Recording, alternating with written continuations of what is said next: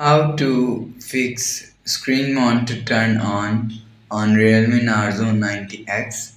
Let's start the video if you want to fix this problem. So first of all, restart device, just click and hold side power button and restart device from here. After restart device, go back to home screen. You will see your problem is solved, but if it not solved, go to app library. Here click on settings app. Now in settings, scroll down and click on system and update.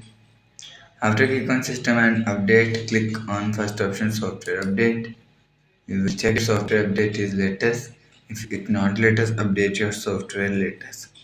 After update software latest, go back to home screen. You will see your problem is solved. But if it still not solved, again click on settings app, scroll down to end, click on system and update, click on backup and reset phone and click on reset all setting. After click on reset all setting, enter phone pin and click on reset. So it just reset all setting. It's not linear, remove your phone memory and data.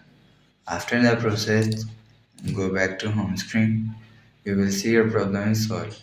So that's how you can fix screen mount to turn on Realme Narzo 90x. If you like the video, please subscribe. Thanks for watching.